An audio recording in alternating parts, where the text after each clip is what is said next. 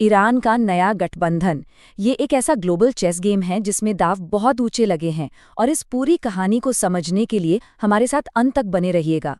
सोचिए, पूरी दुनिया एक शतरंज की बिसात है और ईरान एक बहुत बड़ा, बहुत ही बोल्ड मूव चल रहा है।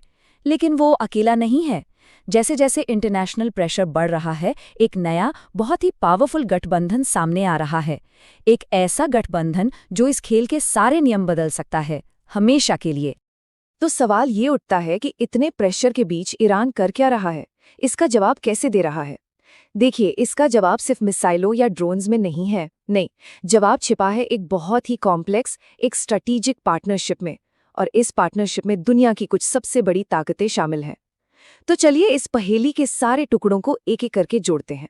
तो आज हम इसी नए गठबंधन की पूरी कहानी को डिकोड करेंगे। हम देखेंगे कि ये अलायंस बना कैसे, फिर बात करेंगे चीन की कि कैसे तेल के बदले टेक्नोलॉजी देकर वो ईरान के लिए एक इकोनॉमिक लाइफलाइन बन गया है। इसके बाद रूस की बारी, जो अपनी एक पूरी प्लेबुक ईरान के साथ शेयर कर रहा है। नॉर्थ कोरिया का क्या रोल है इसमें? और आखिर में सबसे दिलचस्प, ईरान का हाईटेक काउंटर अटैक जो सबको हैरान कर रहा है। तो चलिए, कहानी की शुरुआत होती है स्ट्रेट ऑफ होर्मुज से। ये वो जगह है जो दुनिया के सबसे ज़रूरी शिपिंग रूट्स में से एक है।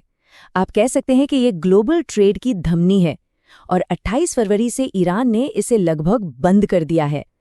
मतलब कोई भी जहाज जो यहाँ से गुजरने की हिम्मत करता है, उस पर हमला हो रहा है। और हाँ, ये कोई एक दो दिन की बात नहीं है। 28 फरवरी से ये हमले लगातार बार बार हो रहे हैं। जरा सोच कर देखिए, दुबई से एक कार्गो शिप निकलता है और अचानक एक ड्रोन बोट उस पर हमला कर देती है। पूरा जहाज आग की लपटों में घिर जाता है। फिर एक और जहाज, उसे भी निशाना बनाया जाता है।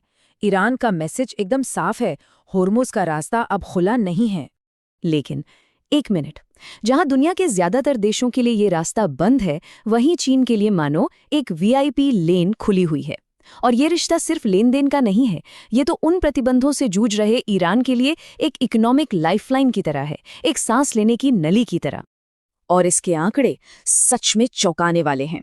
जब से ये नाकाबंदी शुरू हुई है, तब से लेकर अब तक चीन ईरान से 11.7 मिलियन, जी हां, 1 करोड़ 17 लाख बैरल तेल खरीद चुका है। ये इस बात का पक्का सबूत है कि पूरी दुनिया की नजरों के सामने ये ट्रेड धड़ल्ले से चल रहा है। तो ये डील है क्या आखिर? बहुत सिंपल है, लेकिन उतनी ही पावरफुल। चीन को क्या मिलता है? उसे अपनी इकोनॉमी चलाने के लिए तेल मिलता है, वो भी बिना किसी रोक टोक के। और ईरान को? उसे मिलते हैं वो ज़रूरी पार्ट्स और केमिकल्स जिनसे वो अपने ड्रोन और मिसाइल प्रोग्राम को और आगे बढ़ा सकता है। तो ये है तेल के बदले टेक्नोलॉजी का खेल। लेकिन रुकिए, इस गठबंधन में सिर्फ पैसा और पार्ट्स का ही खेल नहीं है। अब तस्वीर में आता है रूस, और रूस कुछ ऐसा शेयर कर रहा है जो पैसे से भी ज्यादा कीमती है।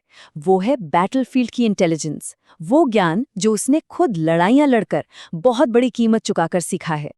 और यहीं पर एक बहुत ही मजेदार कनेक्शन सामने आता है। देखिए, मिडिल ईस्ट में ईरान जिन वेस्टर्न एयर डिफेंस सिस्टम्स का सामना कर रहा है, ठीक वही सिस्टम्स हैं जिनसे रूस सालों से यूक्रेन में लड़ रहा है। तो इसका मतलब ये हुआ कि रूस को इन सिस्टम्स की रग रग का पता है, इनकी कमजोरियों का फर्स्ट हैंड एक्सपीरियंस है। तो रूस सिर्फ ईरान को टिप्स नहीं दे रहा है, वो तो उन्हें पूरी की पूरी प्लेबुक थमा रहा है। सोचिए, रूस ने यूक्रेन में शाहेद 136 ड्रोन इस्तेमाल करके इन एयर डिफेंस सिस्टम्स को चकमा देना सीख लिया है। और अब वही जानकारी, वही कामयाब तरकीबें वो ईरान के साथ शेयर कर रहा है। एक तरह से रूस ईरान को इन मजबूत ढालों को तोड़ने की चाबी दे रहा है। अब इस गठबंधन में एक और सरप्राइजिंग प्लेयर की एंट्री होती है, नॉर्थ कोरिया। इनका रोल थोड़ा अलग है। ये हथियार या तेल नहीं दे रहे। इनका काम है पॉलिटिकल और डिप्लोमेटिक सपोर्ट देना, जिससे वर्ल्ड स्टेज पर ईरान की आवाज और मजबूत हो। नॉर्थ कोरिया ने अपना स्टैंड एकदम क्लियर कर दिया है। उन्होंने एक स्टेटमेंट जारी किया जिसमें उन्होंने ईरान पर हुए हमले को अवैध बताया है। और इतना ही नहीं, उन्होंने ईरान के नए सुप्रीम लीडर मुज्तबा खामेनेई को अपना पूरा समर्थन देने का ऐलान भी किया है। ये सुनने में शायद एक छोटा सा बयान लगे, लेकिन पॉलिटिकली और मॉरली ये ईरान को काफी हिम्मत देता है। और अब हम आते हैं इस कहानी के सबसे बड़े, सबसे जरूरी मोड़ पर। जब ईरान के अपने फाइनेंशियल इंफ्रास्ट्रक्चर पर हमले हुए, तो उसके जवाब में ईरान ने एक ऐसी नई बोल्ड स्ट्रैटेजी अपनाई है जो शायद इस पूरे गेम को ही बदल कर रख देगी। तो ईरान की स्ट्रैटेजी में ये बदलाव आया क्यों?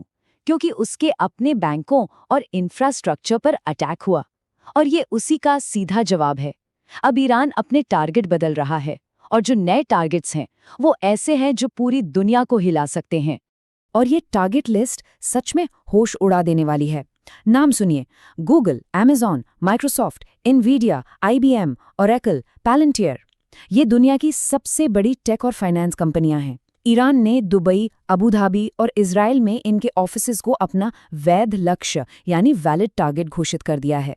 और इसके साथ ही ये लड़ाई अचानक से ग्लोबल और बहुत ज़्यादा पर्सनल हो गई है। तो ये सब हमें एक आखिरी और सबसे बड़े सवाल पर लाकर खड़ा कर देता है। क्या इस लड़ाई का अगला मोर्चा डिजिटल होने वाला है? ईरान की ये नई स्ट्रैटेजी लड़ाई को ट्रेडिशनल बैटलफील्ड से उठाकर साइबर और इकोनॉमिक दुनिया में ले आई है। पूरी दुनिया की नजरें टिकी हुई हैं, क्योंकि अब अगली चाल इस पूरे खेल को बदल सकती है। ऐसी ही दिलचस्प जानकारी के लिए ऑल कैन स्टडी को सब्सक्राइब जरूर कीजिए। धन्यवाद। चलिए अब अगले वीडियो में मिलते हैं।